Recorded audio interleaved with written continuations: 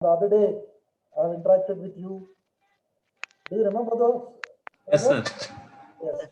In Yes. the earlier sessions, I spoke to you on two different issues. One is on team building, other one on leadership. Today, I'm asked to interact with you on one more topic, that is on emotional intelligence. Emotional intelligence for teachers. Unofficially, I logged into the conversation that was going on with you and Dr. Nanjundaswamy, where some of you raised some emotional questions also related to the language, and some of you raised about the timings, interacting with yourself before and after the classes. I think the topic given to me for this post-lunch session is also going to be an interesting topic, provided you participate in the discussion. Otherwise, any academic issue. Therefore, I will be taking you towards a very important, significant topic that everybody speaks about today, including the corporate sector and the people in the administration and anybody who is connected with the task of engaging people. And your task and my task as teachers is to interact with people only. We are in the people making business. Ultimately, these people will speak for us. Therefore, I think as there are teachers from different faculty, there may be teachers from psychology, teachers from education, teachers of management, commerce, and even others out of curiosity might have. Excuse me, sir. Excuse me, sir. Audio is not clear, sir. Subject. Voice is not clear? Not audible, not clearly audible. Is it not audible now? Now okay, sir, it is. No. Okay. Volume is low, sir. Volume is low. I think you can maximize that.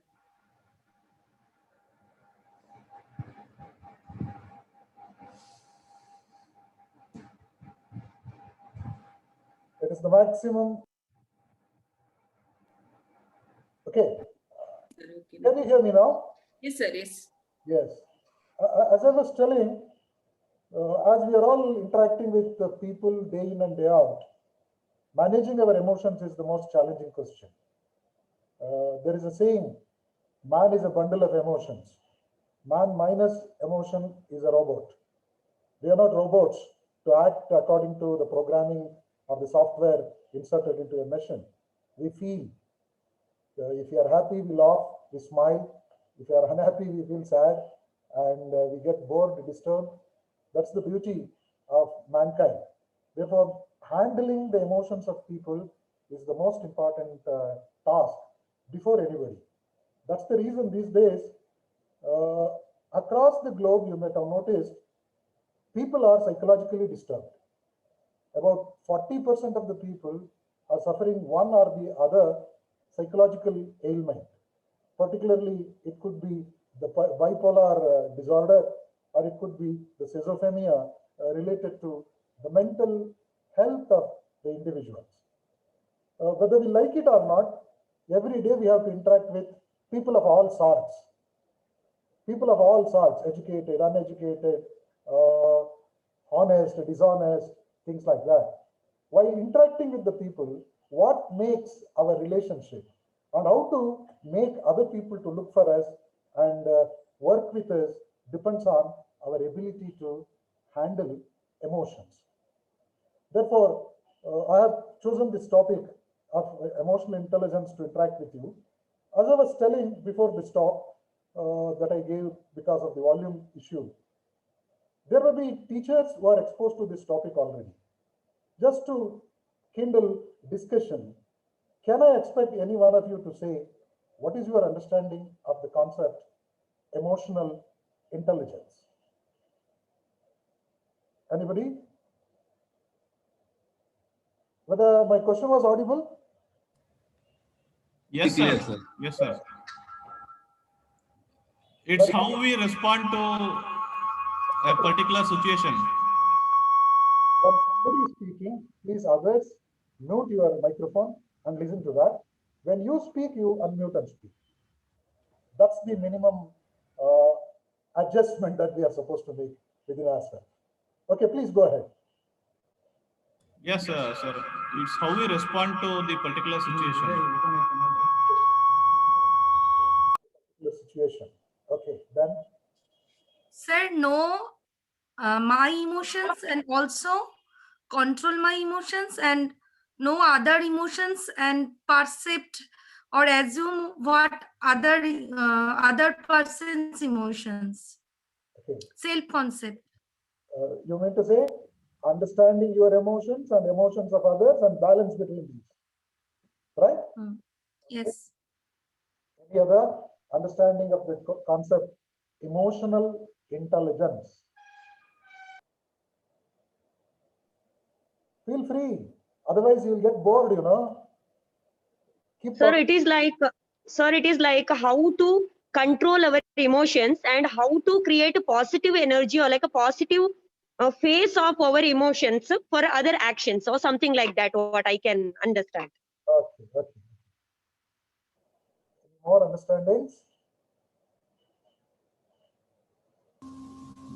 Sir, I think it's managing our emotions in a positive way. Emotions in positive way. Okay.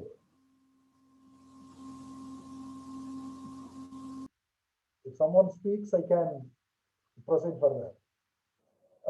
Is it only that understanding, or anybody is hesitant to speak? Don't be emotional. Speak out, whether it is right or wrong. Don't hesitate. Come out with your opinion. That is what your emotional intelligence. Teachers, you know, we need to manage not only emotions of us, but that of others. The entire community depends on the emotional makeup of the society. The well-being of the society depends on the quality of the minds. And we are into making minds, you know. We are into the process of making minds. Understanding and making thinkings to happen in the way that we expect in the human mind is a big challenge. That challenge teachers need to address. If this is the viewpoint from which we are all looking at it, let me take you towards the subject emotional intelligence. I will be presenting my opinion through slides as precisely as possible. If you cannot follow me, raise questions in between, don't worry. Don't wait till the end. As and when questions comes to you, you can interact with me, or otherwise at the end, we can have deliberations. I will share my slides with you. Please tell me whether you can see the slides.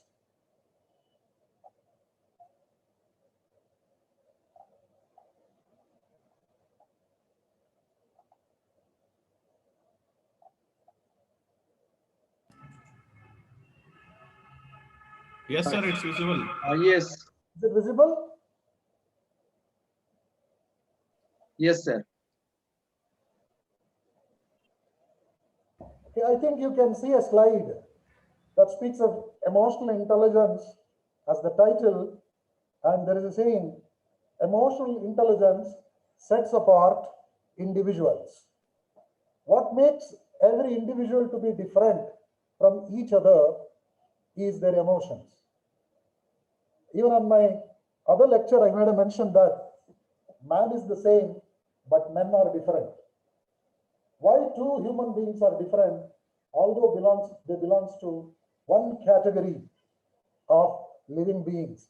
In simple words, animal.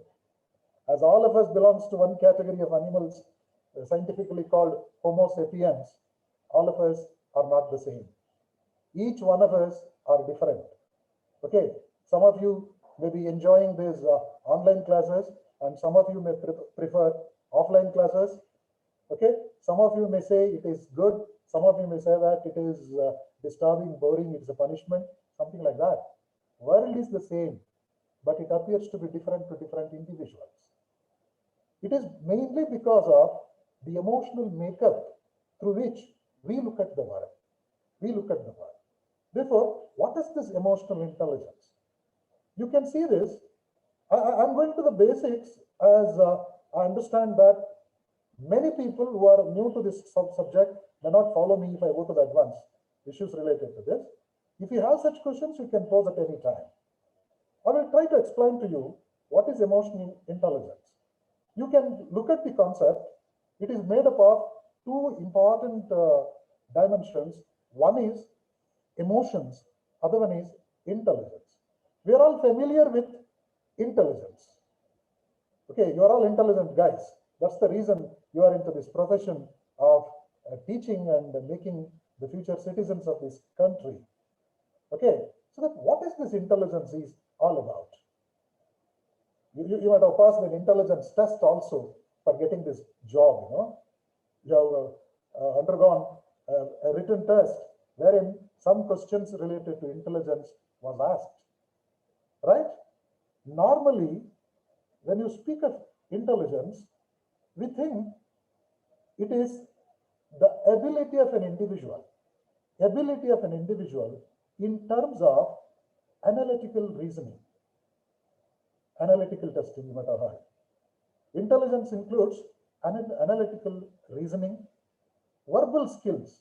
Verbal skills means ability to speak and use the words, language, strength of somebody, strength of an individual to use the words, and spatial ability. Spatial ability means one's ability to imagine. By looking at the first two things, you can guess the third one.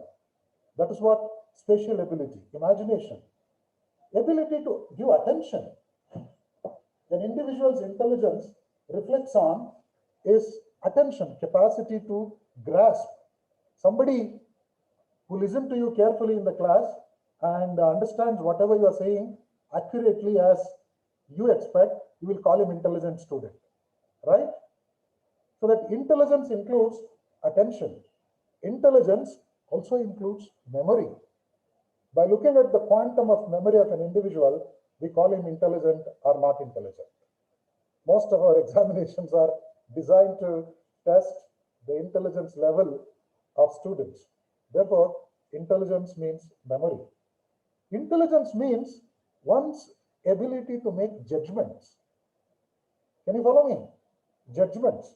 Therefore, the ability of an individual in terms of making analytical reasoning, verbal skills, spatial ability, attention, memory, and judgments can be the part of intelligence, just intelligence that we were all familiar with. But we are talking about emotional intelligence, what it is. Before we go for understanding what is emotional intelligence, we must make an attempt to know what are emotions. I said man is an emotional animal. Man is a bundle of emotions. What are they? What can be called emotions? Can anybody speak about it? What are emotions? From where do we get the emotions? If you want to speak, you can. Otherwise, I'll tell you what it is. From situations, sir. Yes. The source of emotions are the situations. Wonderful. What are they? Emotions are the internal conscious state of mind that helps us to infer in ourselves and others. Inferences. The internal state of mind that helps us to understand ourselves and give meanings for things around us can be called emotions. And emotions, you know, they are all subjective and personal experiences.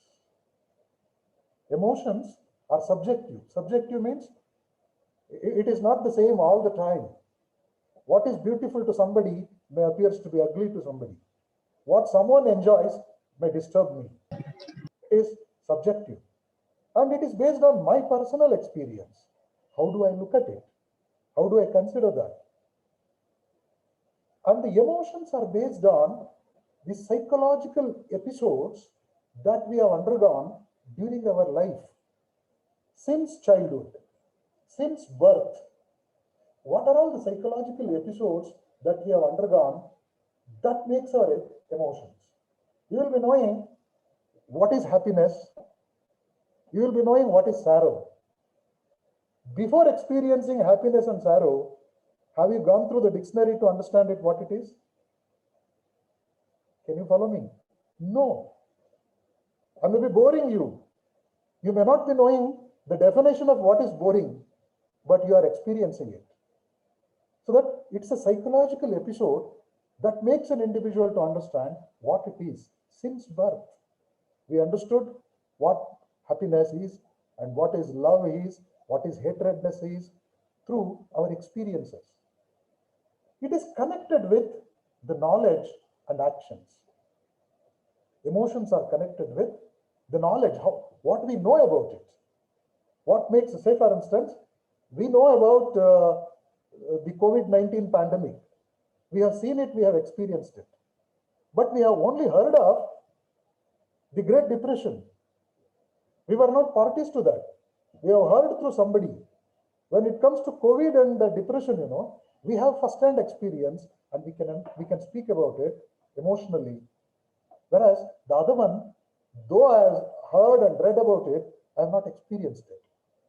Emotions are the result of our knowledge and actions and the psychological events that had happened in our life.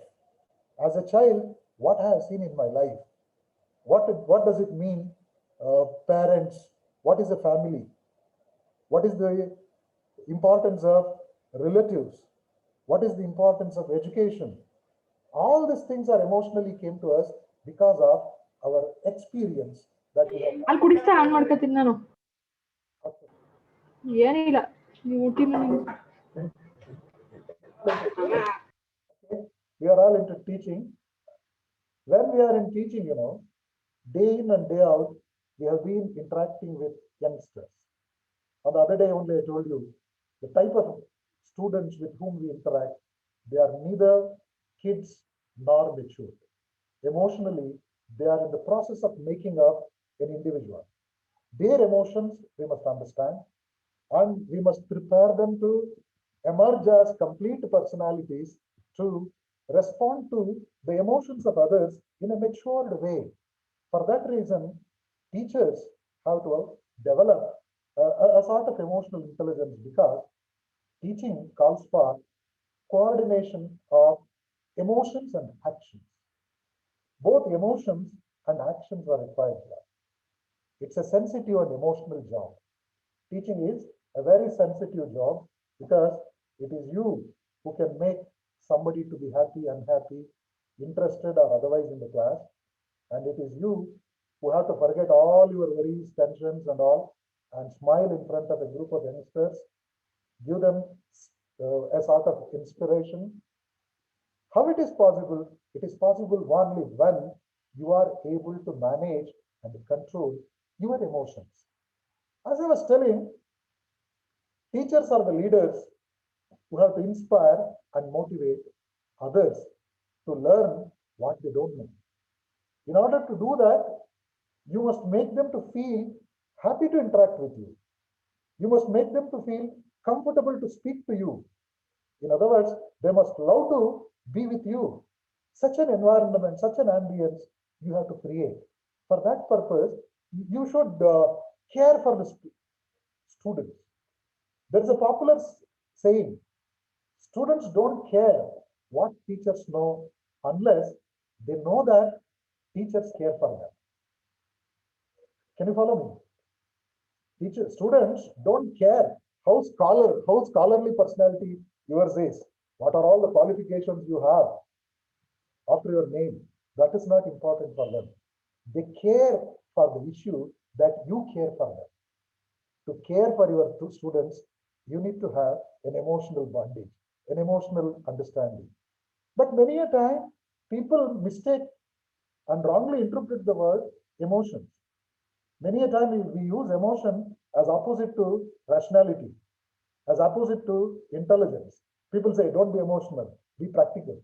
If you are not practical, people call you emotional. But that is not the meaning. We are going to have a different concept like emotional intelligence. I'll tell you what it is later on. See here, if I ask you a question, who is your favorite teacher? Who is your favorite teacher? Don't answer, please. Okay. Just think it for a while. I am 100% or 99% confident your favorite teacher and the teacher whom you remember happens to be one in either your nursery school or the primary school. You don't remember the postgraduate teachers. Even you don't remember somebody who is teaching you in this refresher course or something like that. The most favorite teacher that you recall is somebody in your kindergarten. The reason is teachers in the kindergarten love their students so much. It is through emotions only we can make somebody to like us, somebody to appreciate us. If you don't have emotions, we will become machines. These days, attempts have been made to teach with the help of robots, you know. A college in Bangalore has appointed 2 robots to teach mathematics. They cannot smile. If it is programmed to smile, they will smile, that's it. They cannot understand the problems of others. But still, we are giving human touch to these machines also. But the reactions based on the programming. Otherwise, they cannot act like the real human beings, the real brain. Therefore, there is a saying, kindergarten teachers love their students. That's the reason we remember the kindergarten, primary school teachers. High school teachers, you know, they love their subject. They say, mathematics is my subject. History is my subject. Kannada, English is my subject. They are behind the subject. What about the college and the university teachers, you know? They love themselves. They are not even love their subjects of the student. They love themselves. Oh, I'm a professor. I'm a teacher in a college, that, these and that. But here, we need to love everything. Worth loving. When I say love everything worth loving. Therefore, emotions are important, particularly for teachers who have to think differently, transparently, ethically, socially, and openly. Such an emotion that makes us to think openly, transparently, and ethically can make us acceptable in the system wherever we are and whatever work we are doing. Particularly, I said, emotional intelligence is made out of 2 things. One is intelligence, other one is emotion. Intelligence, yes, most of the time, appointments are made for almost all the positions based on a written test. In the written test, what they do, they conduct an IQ test. IQ is concerned with mathematical ability, vocabulary, reasoning, judgment, case analysis, things like that. Based on that, the marks they secure in the IQ, people will be appointed. Okay, even for teaching positions, you know, these days, based on the written test marks, we are making appointments. What is important is not only your ability to write or tick the answer in the examination. We need some more intelligence, some more abilities to give justice to what we are supposed to do. Therefore, there is a saying, IQ, call it emotional quotient, can get you a job. IQ can get you a job. But to grow on the job, you need to have EQ. EQ means emotional quotient. To be happy on the job, you must have SQ. SQ means spirituality quotient. That spirituality quotient, relationship quotients can make you happy on whatever job that you are doing. Therefore, IQ is a part of the process. It is not that significant everywhere because mathematical ability and other things, your proficiency in quantitative subjects and other things, your proficiency in fluency in a language, these are all issues related to IQ. But this is not sufficient to predict your ability to perform a job. I have listed 3 things. IQ is a weak predictor for job performance. Based on your written test scoring, I cannot rate you as a good teacher or a bad teacher. Am I right?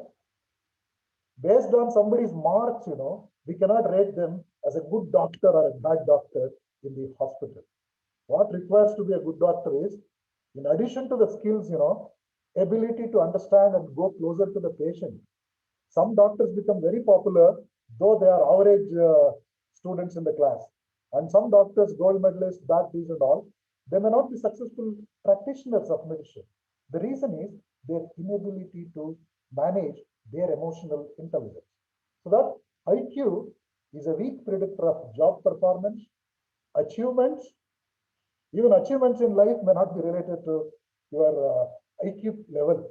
Even dullards who failed 10 times in mathematics made money that is difficult to count. Agree? Am I reaching? Can you follow me? At least one or two say yes. Yes, sir. Yes. Yes, sir. Yes, sir. Yes. Yes, sir. IQ Yes, sir. used as a basis for predicting success in life, the wealth that the person made, and the happiness in life. IQ is not a predictor of overall success, wealth, and happiness of life. Then what else? What else is required? The most significant factors of success in life, it is not your mathematical ability, language ability, qualifications, that, this, and all. What is important in life these days?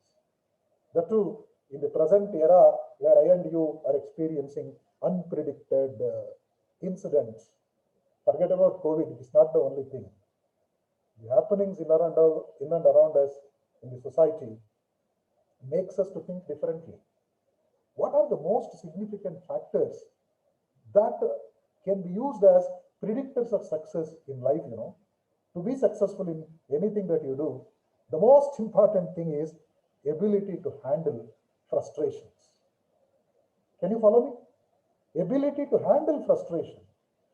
There are 100 reasons every day to disappoint you, to insult you, to humiliate you. If you are strong to handle these frustrations, you can survive anywhere. But if you are so sensitive and cannot adapt yourself into situations, you are in difficulty, you are into problems. Ability to handle frustrations, manage your own emotions. You must be able to manage yourself first. If you are able to manage yourself, you can manage anybody. Managing your own emotions means what? I must tell you, what are emotions? Emotions includes a big list of our reactions to situations. It could be anger, it could be happiness, it could be jealous, it could be liking, love, hate. These are all emotions, indicators of emotions, If you are able to understand how to control these, controlling anger is the most important thing. Many problems that we face in everyday life, is because of anger. Am I reaching? Anger management is the most important thing, because there are 100 reasons every day around us that makes us angry. But there is a saying, nobody can make you angry without your permission. Without your permission, nobody can make you angry. That means it is your ability to get angry or not, your ability to control your emotions that makes you not to be angry at every issue. Ability to manage social skills. Social skills means ability to interact with others, interpersonal relations. Interpersonal relations includes communication, language, mannerisms, body language. All these things put together, we call it managing emotions. I made a list already, I made a mention. What are emotions? There are n number of sentiments and emotions people express. I made a small list. Emotions includes joy, happiness, surprise, anxiety, sadness, anger, jealous, disgust, frustration, fear, and love. These are emotions. Many a time, emotional people, as I told you, are rated as one who cannot control themselves, one who is not intelligent. All of a sudden, they will become either angry or joyful. Hence, they cannot make effective and concrete decisions. That's what everybody speaks. But today, we cannot forget emotions also. Emotions are very, very important in life. As I have been telling, it is only through emotions we can build bondage. It is only through emotions we can get connected. We like each other. Say for instance, unless there is an emotional reason amongst you people, 30 or 40 people appearing on the screen, you will not speak to the other person. Even 10 minutes or 15 minutes opportunity is given to you. It is the emotions that builds people to make a system and to be together. Therefore, emotions need to be properly managed. They are both good and bad. How do we look at emotions? What is our understanding of emotions? Normally, it is a general opinion that emotions are chaotic. Chaotic means unorganized. They can come at any time. They can be anything to anybody. Say for instance, when somebody falls down, got an injury, other persons who are looking at him may laugh. A falling incident may be a source of happiness for somebody, a source of misery for someone. When somebody gets power, he may insult, humiliate others. When someone gets power, he may respect and support others. Right? Therefore, emotions are chaotic. Haphazard. They can come like anything. At any moment, it may come and go. Anger, dislike, hatredness, love. You cannot mathematically equate them. They come haphazardly. They are superfluous. Need not have a depth. There need not be a strong reason. Somebody may say, I will like you. Somebody say, why do you like? There may not be answer. And somebody may say, I hate you. Why do you hate? There may not be reason. Without any reason, without any base, as a superfluous feelings, emotions may come and go. They are incompatible with reason. Reasoning and emotions are two different things. You cannot justify. Why did you do that? You may not be able to justify that. At an emotional moment, what you did may not be reasonable, may not be justifiable, but still it happens. It is disorganized, needless to elaborate, largely visceral, resulting in lack of effective adjustment. Lack of effective adjustment means it is because of the emotions that we feel disturbed, that we feel I'm a misfit, that makes us to get angry, that makes us to feel disturbed. You might have seen students in your class who are facing different types of problems, emotional problems. Listen to me, they may be having different problems. I can tell you one or two most important psychological problems or emotional problems your students are facing. There may be a student who is experiencing the problem of adjustment to the college environment. He may be coming from a rural background, a remote background, a family that speaks a different language than what you are speaking. As a result, he may be depressed in the class. He may not be actively participating in the class because he is experiencing adjustment problem to the environment. And there may be another student who is experiencing the problem of learning.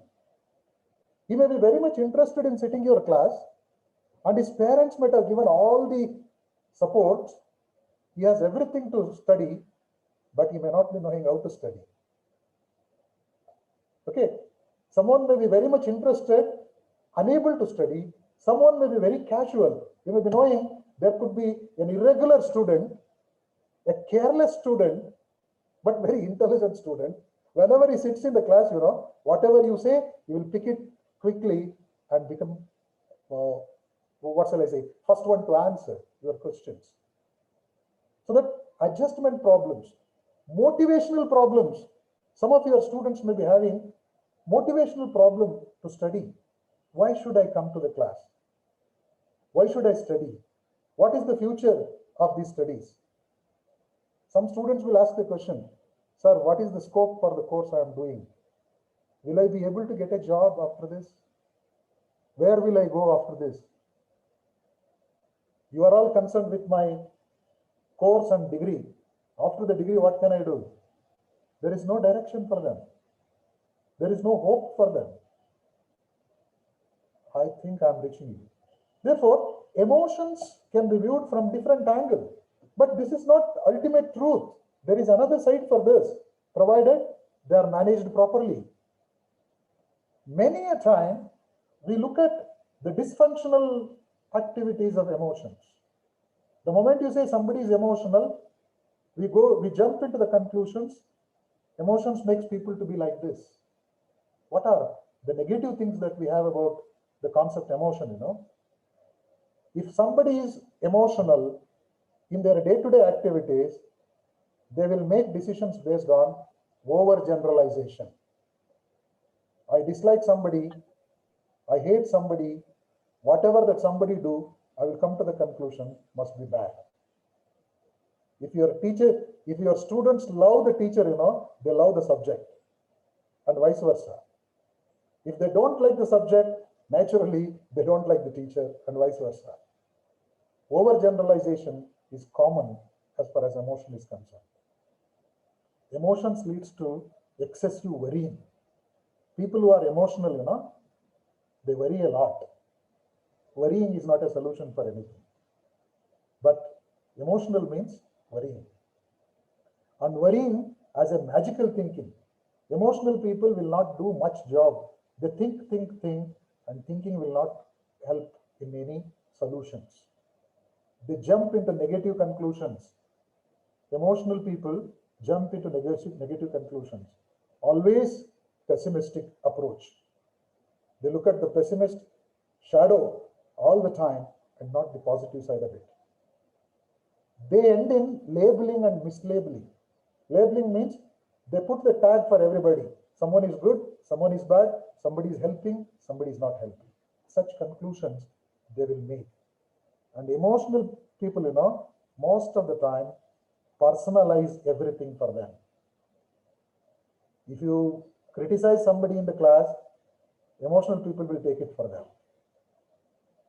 If you make a general comment about something happening, emotional people will think, oh, he's referring to me only. Am I reaching? Am I reaching? Yes, sir. Yes, sir. Yes, sir. Normal Yes, sir. Yes, sir. stonewalling. Yes, sir.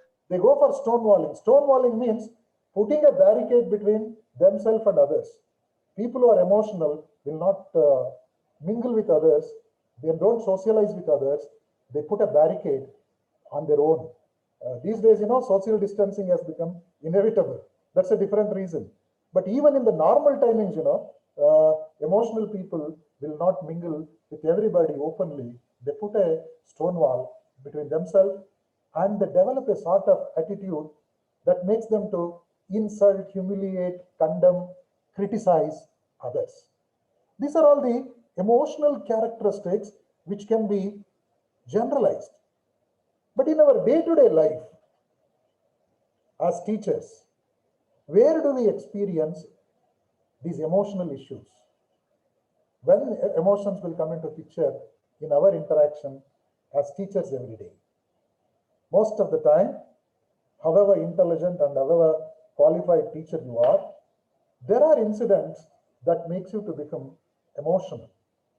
Particularly in the general education system, that as I experienced, we will face emotions in case of attending, writing, participating, problem solving, ethical issues, working in teams. Working in teams means in the company of others, looking at the issues from global perspective, learning throughout our life, this is emotional issue, appreciating for diversity and diverse perspectives. These are all what expected from education.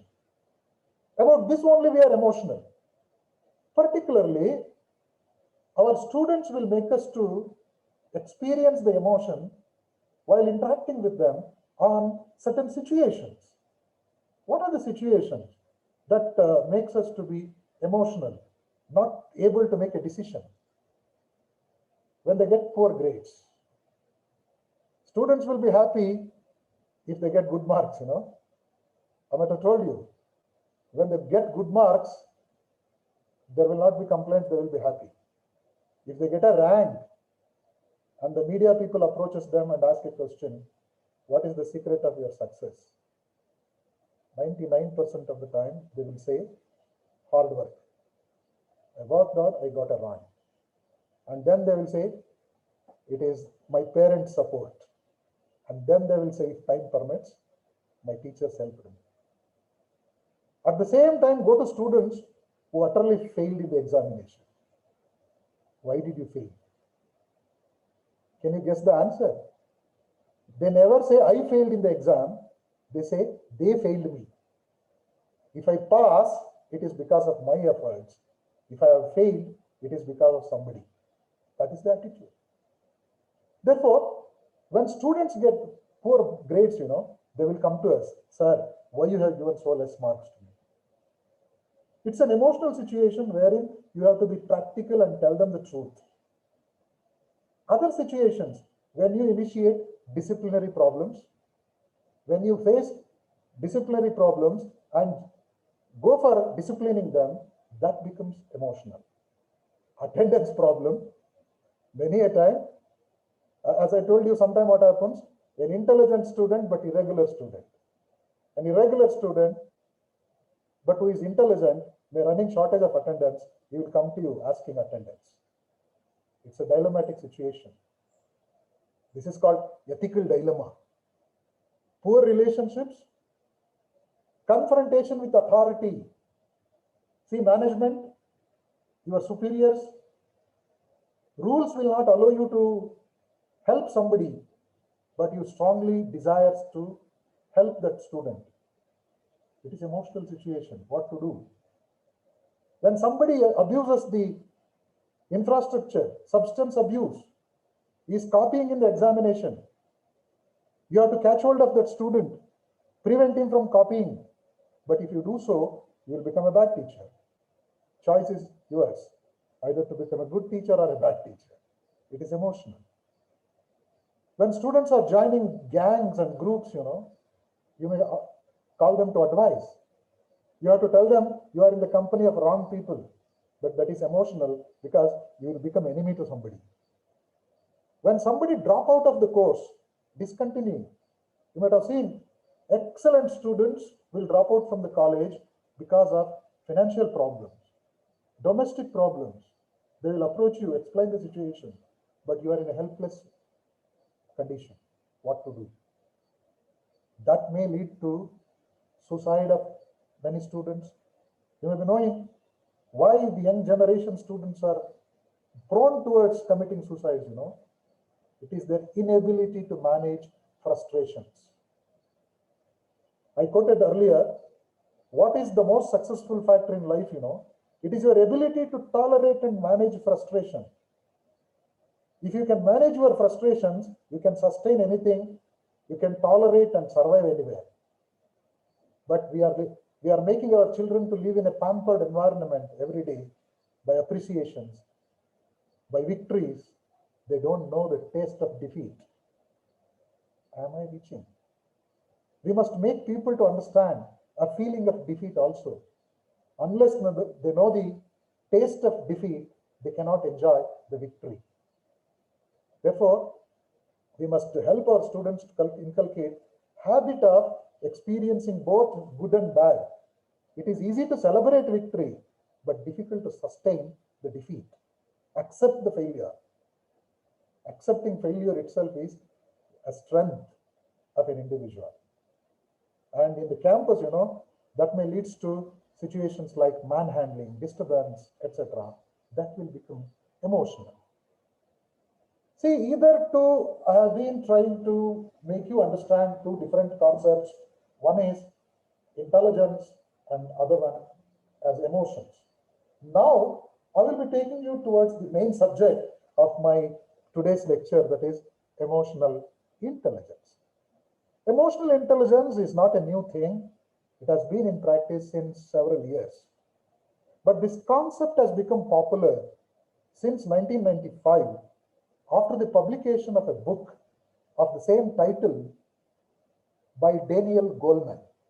I repeat, Daniel Goleman has published a book with the same title, Emotional Intelligence. Since that time, it has become very popular, and many companies, corporate companies, conduct training programs on emotional intelligence. And even for teachers, it is a must to understand what it is, because unless you are able to know this, you cannot make others to understand what it is. What is this emotional intelligence, or popularly called EI? EI. You might have heard of artificial intelligence, you know. Say yes. You know about artificial intelligence. Now I am talking about emotional intelligence. What is this emotional intelligence is all about? At the first instance, it is the capacity. Emotional intelligence is the capacity for recognizing our own feelings and those of others. Your ability to understand your own feeling. How do you feel? Many a time, we may not feel at all. We may imitate the feelings of others. We may follow the others' feeling. Are you able to understand your own feelings? And at the same time, understand the feelings of others, people before you. Understanding yourself and understanding others will make your task easy. It is easy to assume the role of a teacher. At the same time, empathize your students. Imagine for a while by sitting on the other side. I am 100% making imagination of your position, sitting on the other side in front of a screen, looking and listening towards this topic, towards me and my shouting. So that only when you understand the feelings of others, you can react to them appropriately. Proper reaction is possible. Therefore, it is the capacity for recognizing our own feelings and those of others for motivating ourselves. First, we must get motivated ourselves. And for managing emotions, first we must get the motivation. Only motivated people can motivate others. Only inspired people can inspire others. Only positive thinking people can spread positivity everywhere. I think I'm reaching. Opposite of that will make that only. If you are negative thinking, if you are disturbed, you spread the same thing. Therefore, motivating ourselves and for managing emotions well in ourselves and in our relationships. Managing the emotions of ourselves and that of others in our relations. The reason for this is to make our living comfortable, easy. Easy. I'm not going to elaborate everything mentioned here.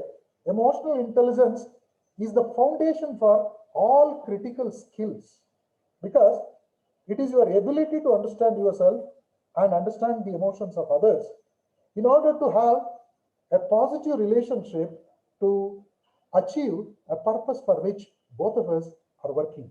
In the classroom, people in front of you are the students and you are the teacher. You need to establish a proper relationship between your students and influence them, motivate them, impress them to look at you and listen to your lecture. There comes the importance of emotional intelligence. It includes a number of skills like decision making, tolerance, empathy, teamwork, communication, flexibility, assertiveness, anger management, stress management. Put together all these things, we call it emotional intelligence. I'm coming to the point. Emotional intelligence is something that makes you to understand yourself and to understand others. A range of emotional activities will involve there. But to understand this concept critically, what are the things that we need to remember? Daniel Goleman, in his book, has identified 5 most important components as the components of emotional intelligence.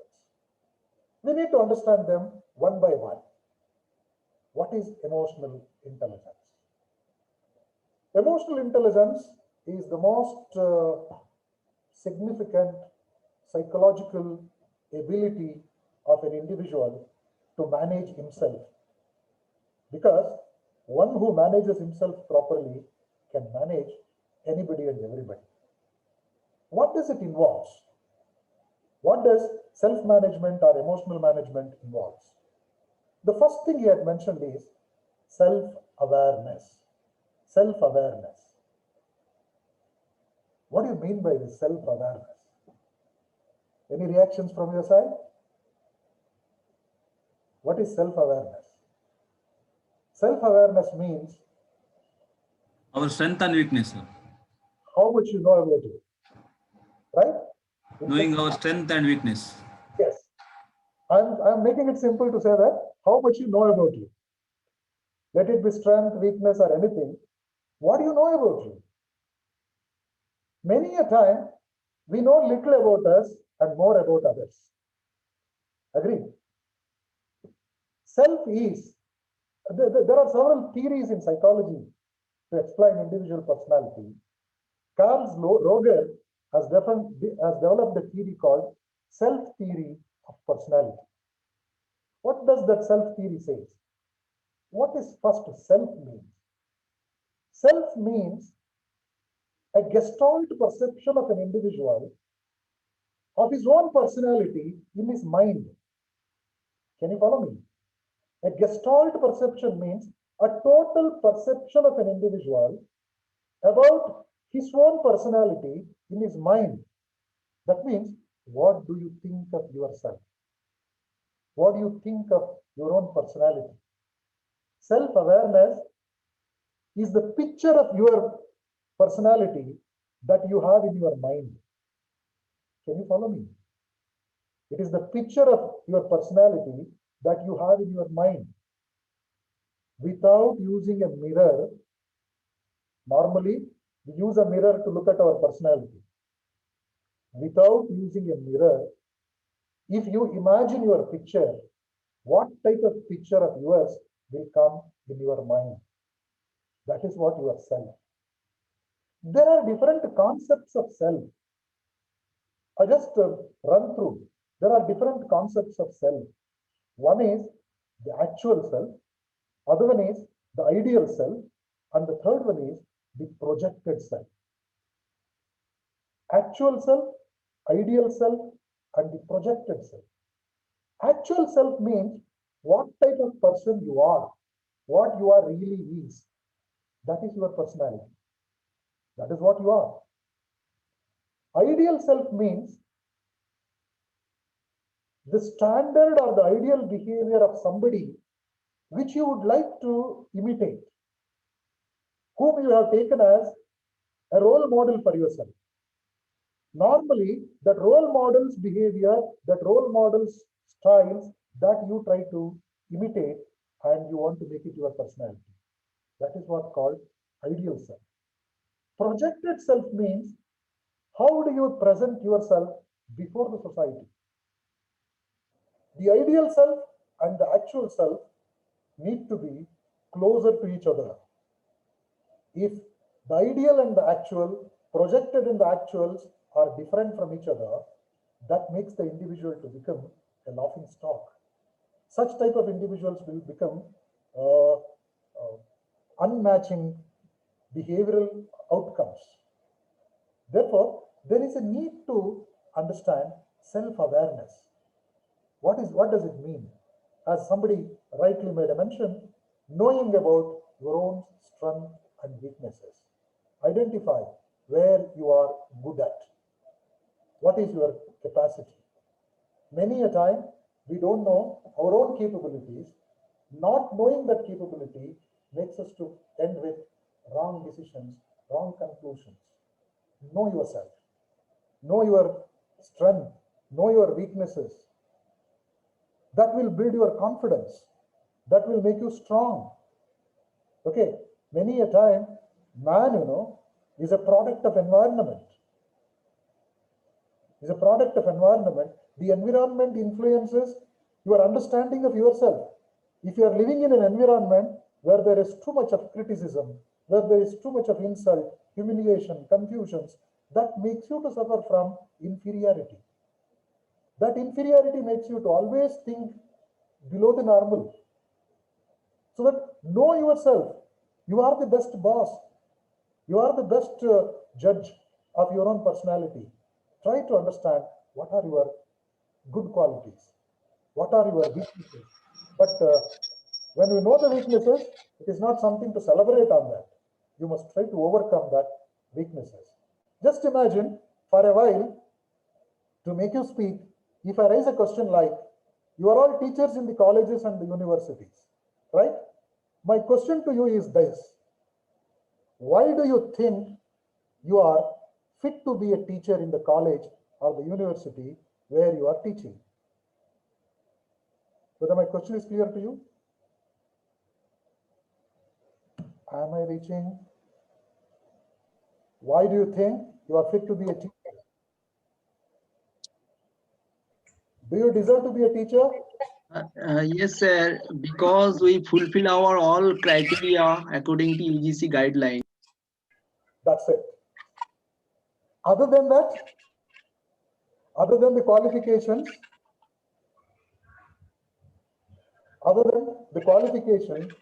why do you think you can be a teacher, fit to be a teacher? UGC guidelines. I don't Because think we that, can. Passion for it, sir. You have a yes, passion for that. yes, passion. Yeah, I like Anything more than teaching. that? Don't know whether I am deserved or not. You don't know deserved or not. Somebody appointed you. But I like teaching, and I want to build a good career in this field. Why do you think there must be a career for you in this field? It is not. Because I love teaching. Why do you think there must be a career for you? Because many a time people think all those who like and dislike are here, because of them things are not in the right direction. Agree? You can enjoy something. What you enjoy, that you can give it in a better way, right? Only those who enjoy teaching can be good teachers, no? Yes, sir. Yes. Yes, sir. Okay. Therefore, here, what makes you to think as good teacher? That understanding will strengthen your feelings. That understanding strengthen your position in teaching. Otherwise, if you say, oh, it is not my choice, there were no other opportunities, because of that I am here. There are two types of teachers, like anywhere: teachers by choice, teachers by chance. Whether you are here by choice or chance, hereafter you must learn to love this. You must learn to enjoy this. Okay, then only you can deliver good things to people. Otherwise, it's a punishment. It's a punishment. Nobody enjoys punishment, Therefore, self-awareness makes us to be happy, and that strengthens our emotions. That makes us to be confident in whatever we are doing. Another important thing that we need to remember is about emotional intelligence as a component is self-regulation. What does it mean? Self-regulation means ability to control ourselves, manage ourselves. Those who control themselves can control others easily. How to control? Say, for instance, in a conversation, you may feel like criticizing, commenting, insulting, humiliating somebody, but that may not be the accepted, civilized way of reactions. Many a time inside the classroom, the mischief committed by our students makes us angry, but you cannot get angry. If you get angry every day, that will spoil both the mood of you and your students, right? Therefore, self-control is the most powerful weapon that anybody can use. Those who can control themselves normally take right type of decisions. When to get angry, when to be happy, when to be sad, when to cry, when to react. Particularly when it comes to self-control, There are two types of controlling. One is the most important thing that makes people to think of self-control is locus of control. What is locus of control? Locus of control means the energy from where an individual gets the source of controlling himself. That energy may be of two types. One is external, other one is internal. We call it external locus of control and the internal locus of control. The external locus of control means it is an individual's belief that for everything that happens to him, somebody is responsible. As your students say, if I fail in the examination, my teachers are responsible. A citizen may say that for every problem happening, the government is responsible. Children may say parents are responsible. Employees say my boss is responsible. Always passing the buck on somebody. That is because of our belief in external locus of control. Internal locus of control means believing that the force or the energy of controlling everything is inside me. If you believe in this internal locus of control, you will become responsible citizen, responsible individual, because for everything you look at you as the source and inspiration. Am I reaching you? But believe me, the extremity of anything is not good. If you believe that for everything happening, you are responsible internally, that makes you to become pessimist. When something goes wrong, you blame yourself, you curse yourself. That makes you to feel self-pity. Self-pitying leads to self-hatredness. Self-hatredness leads to suicidal tendencies. Am I reaching? If you believe too much in external locus of control, for everything you make others responsible and you will become once again irresponsible. In India, a greater majority of the people are poor, but still they are happy. Do you know the reason? If you go and ask them, why are you poor, why are you poor? They don't take the responsibility on their own. They say, God made me poor. When will you become happy? When He decides.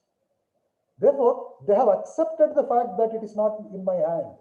So that even at the worst poverty level, they are happy, they are living, they are enjoying their life. External locus of control.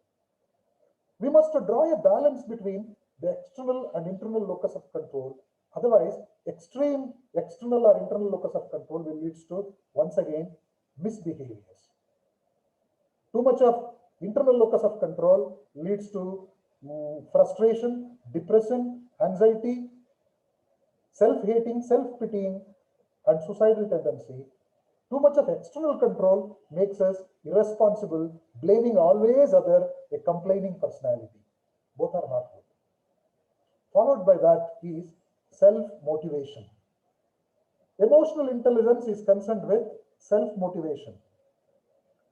Self-motivation means finding a reason for ourselves internally for everything that we are doing. Don't expect somebody to come and push you. Don't expect somebody to help you all the time, inspire you all the time. You are the best boss of yourself.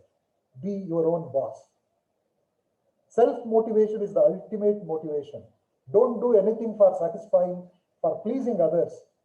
Think that I am getting happiness out of it.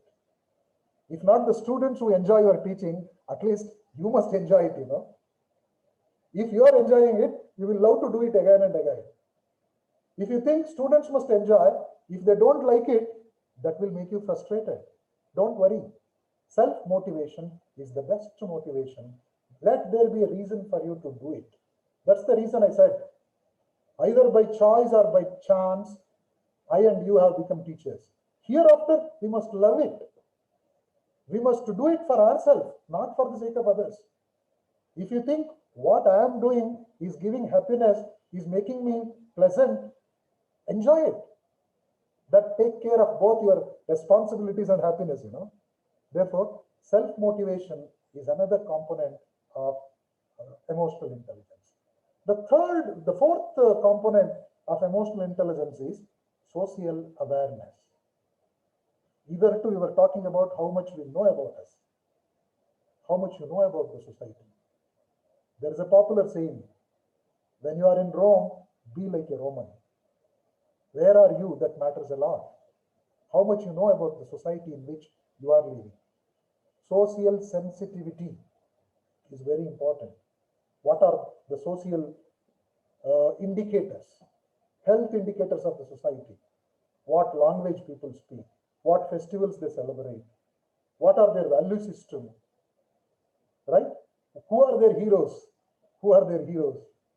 What are the stories they like? What is their mentality? You must understand. If you know that, handling people will become easy. In different countries, in different societies, the lifestyles, the pattern of living may be different. You need to know that wherever you are, first try to understand the surrounding. That makes your social awareness. Social awareness calls for social skills. Social skills are concerned with developing relationship with the people. Developing relationship with the people. You can develop relations only when you go closer to that other person, other individual. Emotions is the easiest way to reach out to everybody. What they like, how do they like it, in what form they like it, okay?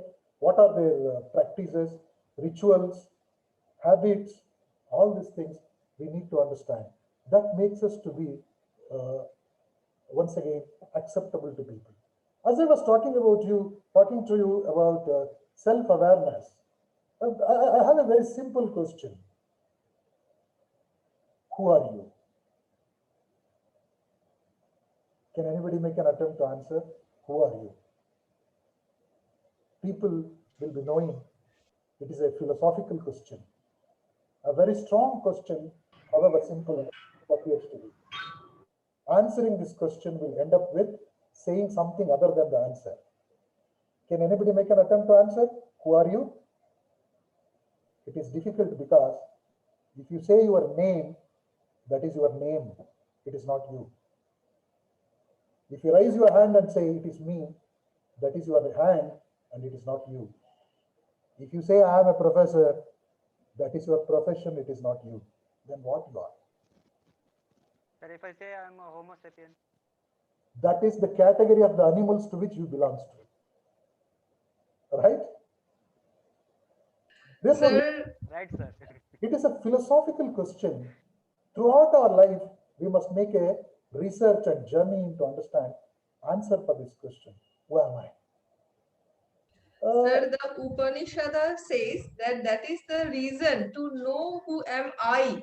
I am born. I am in this world. That is the duty and work assigned to me to know myself. That is why I am here. It is according to Upanishad. This is the philosophy, sir. It is very difficult. I told you, it is a philosophical question. Socrates was recognized because of this one particular question, who am I? There are 100 different dimensions from which you can define yourself. But have a definition of yours. Ultimately, you must have a definition of yours. That definition will make you to be confident. If that is not you, you will feel disturbed. But we have an answer for this, not that we don't have an answer. Our life and our personality is influenced by the answer that we are finding. That is what self-awareness. Self-awareness is an individual's own perception. You will be knowing what is perception is, right? How do you perceive yourself? How do you understand yourself? It is your own ability to understand your picture, self-image. I told you, without looking at a mirror, what picture that you can draw in your mind that influences your confidence or otherwise. If you think I am bold, you will become bold. If you think I am weak, you will become weak. Agree? That picture must be drawn by you only. Don't allow others to sketch. Have a strong picture of yourself. Self-assessment, self-control, self-depreciating are the most important issues that influences an individual's confidence. As teachers, we must be able to make all this positive. Have a positive image of yours. Love yourself. Love your job. Love your teaching, however boring it is to others. You got an opportunity to do it. But apply sympathy, empathy. If not sympathy, empathize. Put yourself into the shoes of others for a while. If you enjoy there also, continue what you are doing. Otherwise, stop it there itself. Right? This is what self-image, You can understand. Perception. If you see a wrong picture of yours, you will become a laughing stock. People will laugh at you. Try to have a similar or a closer actual and ideal self. Your ideal self is to see yourself as somebody, but you are somebody different. Try to fill that gap. Try to be honest. That open-mindedness of yours to accept the reality and to alter yourself will make you an acceptable person, and your self-image will become stronger. So that whether you are a lion or a king, that makes you different from others. Self-awareness is about knowing one's own emotions, about understanding your thinking patterns, knowing what thinking pattern you use in certain events. That makes you to be confident in interacting with others. Otherwise, it leads to conflict, disturbance. Followed by this self-awareness, remember the self-concept of an individual. What makes yourself? I said, it is your own picture, your own understanding. What makes you? You gave a definition for me about self through Upanishads or something like that. What makes you that? What makes you to accept or have that definition or yourself is the 5 forces in the outside environment.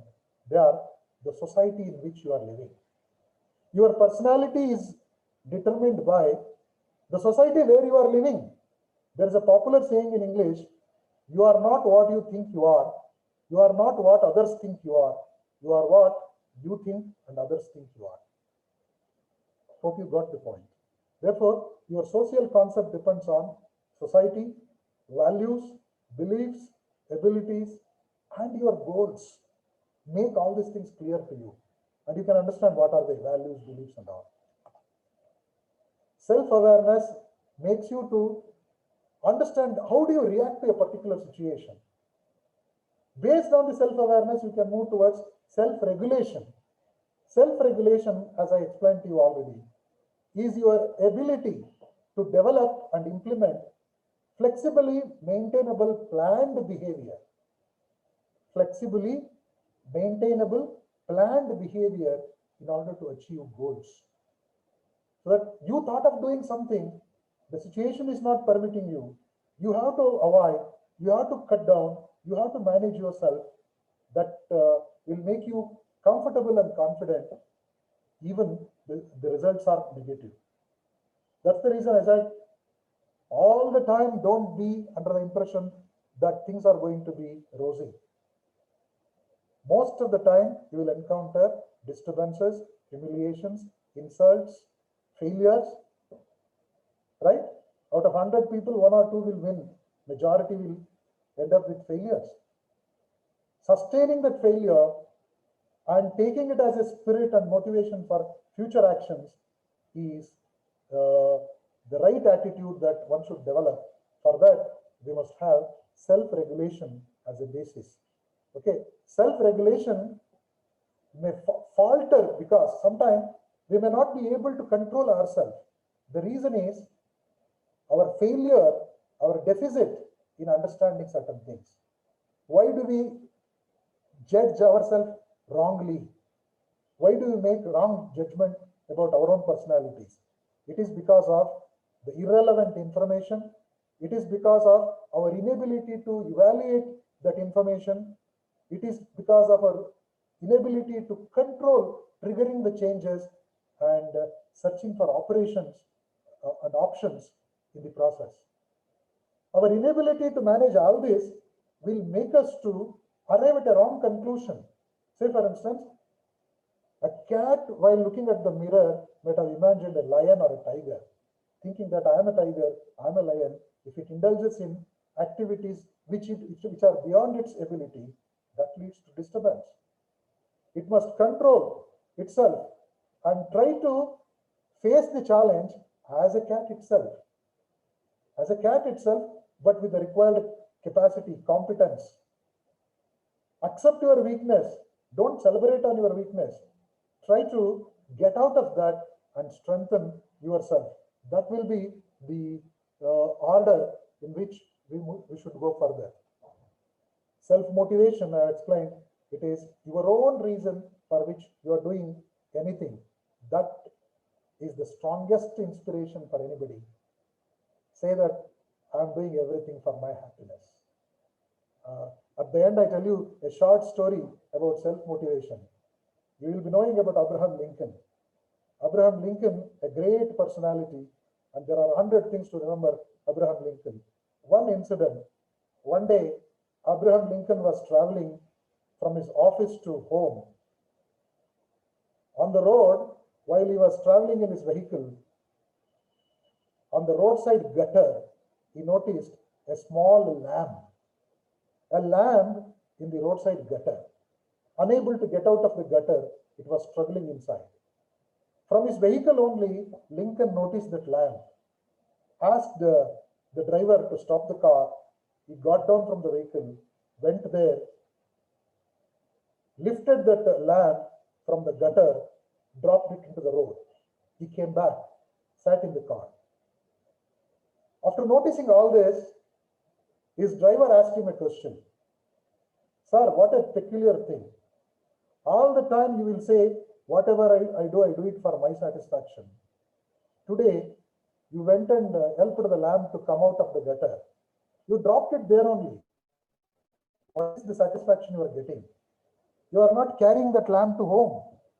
Lincoln said, needless to take that lamb to my home. And even I did this job, I did this act for my own self-satisfaction. There is a self in it.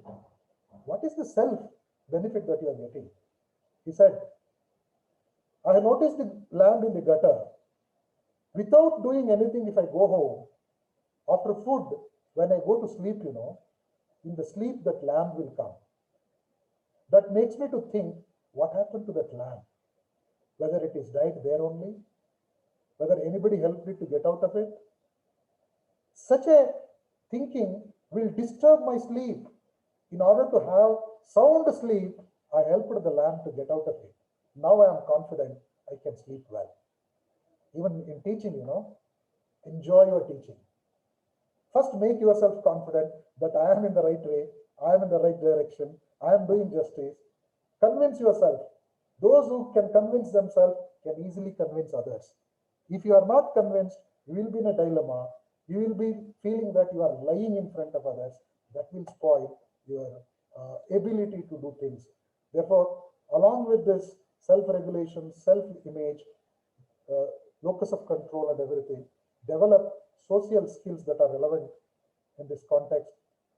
Social skills are concerned with communication skills, conflict resolution skill, basic interaction skills, team building skills, which we have discussed a little in our earlier classes. Probably tomorrow at 11:30, 11:45, I will be talking to you about conflict resolution. Once again, as teachers, we need to develop a sort of social skills. Social skills includes a list of things I will run through. Accepting the difference. Society is made up of different type of people. Accept people as they are. Asking for help. Asking help is a social skill.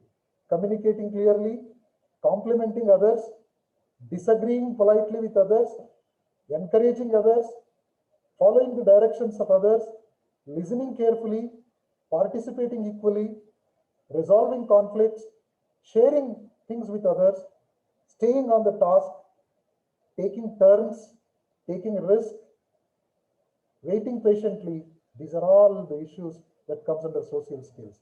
I made you to wait so long. I made you to wait till now. Despite of that, at the end, if you ask me one more question, oh, you spoke 1 hour and more than 1 hour, what it is all about, why it is Emotional intelligence. Emotional intelligence is the ability to identify your feeling and needs through bodily awareness. It is the ability to read the feelings of others and to listen to others with empathy. It is the ability to know how to express your feelings in words. How to express your feelings in words. It is the ability to choose when to contain emotions and when to communicate emotions appropriately. It is the ability process and let go of emotion when necessary. It is the willingness to give ourselves time to feel and to enjoy in depth ourselves, to make yourself happy. It is the ability to lead others. It is the ability to honor our own limits as well as celebrate our talents. It is the ability to give and receive love. People with emotional intelligence, because of their ability to give and take love, can make the world a better place to live. Therefore, emotional intelligence is, in summary, made up of three things. One is the cognitive mind, other one is the emotional mind. Cognitive mind is made up of knowledge. Emotional mind is made up of feelings. A proper blend of these two will make appropriate behavior. That is what called emotional quotient. Emotional intelligence is the ability to think and constructively act wisely. This is all about emotional intelligence. It's time to stop. Already I've taken a couple of minutes extra. If you have any queries, please ask questions.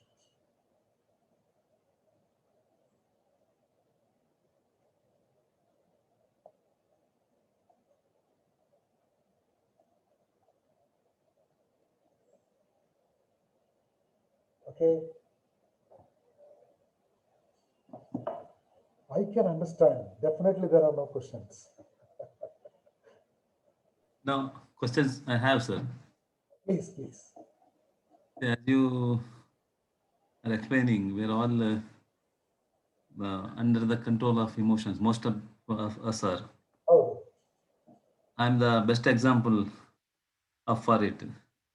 As I knew, I'm quite emotional. We are all emotional. Man is a bundle of emotions. Yes. Only those who know how to control their emotion can manage everything easily. Otherwise, because of our emotions, we put ourselves into problems.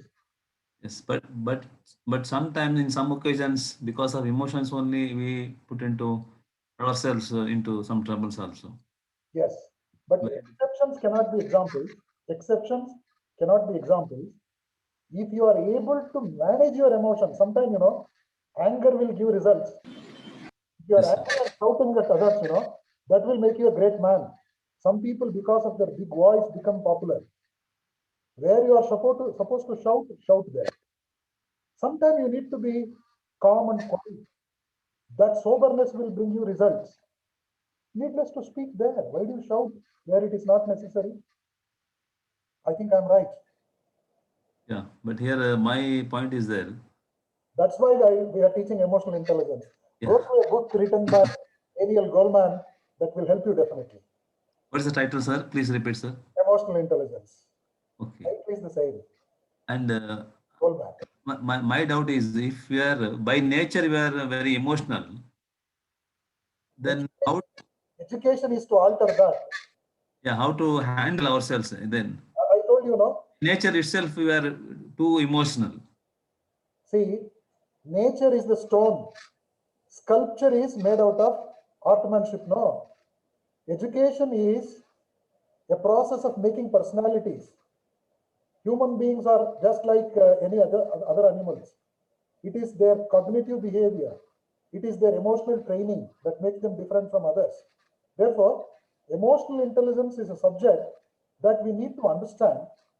By practicing this, before you talk, practice for a while. Say, for instance, emotionally, I will shout at somebody. Whether the shouting gives results or not, if the answer is yes, do it. Don't worry. Agree? That is what required. Yeah. If it is not, why do you get emotion? Why do you feel anger? Anger is not a solution for anything. It is the most emotional people who commit suicide. Can suicide solve all the problems? No. Suicide increases the problems for others who are living. Somebody says, because of my love of others, I committed this. Those who love others, must not go for that, must live and prove. Agree? Therefore, look at the other side of the story. That is what critical thinking. Regulate yourself. When you feel angry, don't speak. People say, count to 10. Why? You will find a solution for that. When you feel disturbed, talk to others. When you are worrying a lot, thinking that I don't have good shoes to wear, look at the person who don't have a leg. That makes you happy. During this pandemic season, Yeah, yes, millions of people who lost their job. yeah, we all witnessed it, yes. On the street. But I and you have enjoyed it by looking at the television screen, Yes, we all witnessed it. Be positive. Don't be negative. Thank you, sir. Okay, anything more? HRDC people already looking at me. Okay, if there are no questions, okay, we will stop it here. Tomorrow also I will be interacting. Even tomorrow, if you have any queries about today's lecture, come with questions in the beginning. I can spend 5-10 minutes about this. We can interact. Thank you all. Okay. Thank you, sir. Thank you, sir. Thank you, sir. Thank you, sir. Thank you, sir. Thank you, sir. Sir, Anand sir, really, sir.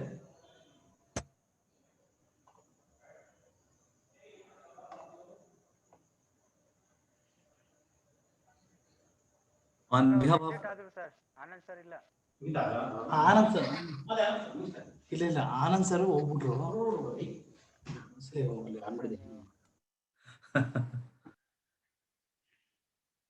Meeting end ಮಾಡಿದ್ರೆ ನಾವು quit ಆಗ್ತೀವಿ sir ಅಲ್ಲ ಹೊಡ್ಲಿ ನಾನು admit ಮಾಡ್ತೀನಿ ಅಂತ ಹೇಳ್ತೀನಿ okay okay ಅವ್ರು ಎಷ್ಟು ಕೊಟ್ಬಿಟ್ರು ಓಕೆ ಓಕೆ ಇವ್ರು ಪಾಪ ಓಟ್ ಹಾಕಿ ಕೇಳ್ತಿದ್ದಾರೆ ವೋಟ್ ಆಫ್ ಥ್ಯಾಂಕ್ಸ್ ಹೇಳಿಕ್ಕೆ ಆಗಲಿಲ್ಲ sir. Anand sir already left. ಹೌದು ಸರ್, ವೋಟ್ ಆಫ್ ಥ್ಯಾಂಕ್ಸ್ ಹೇಳೋ ಮುಂಚೆ ಪರವಾಗಿಲ್ಲ, ತೊಂದರೆ ಇಲ್ಲ. ಅವ್ರೇನೋ ಅರ್ಜೆಂಟ್ ಅಲ್ಲಿ ಇದ್ರು ಅನ್ಸುತ್ತೆ, ತೊಂದರೆ ಇಲ್ಲ. ನಾಳೆ ಮತ್ತೆ ಸೆಷನ್ ಇದೆ ಅವ್ರದ್ದು, ಅವಾಗ ಹೇಳಿರಂತೆ. Okay sir, end session. Thank you, sir. Okay Thank you, sir. Thank you, sir. Thank you, sir. Thank you, sir.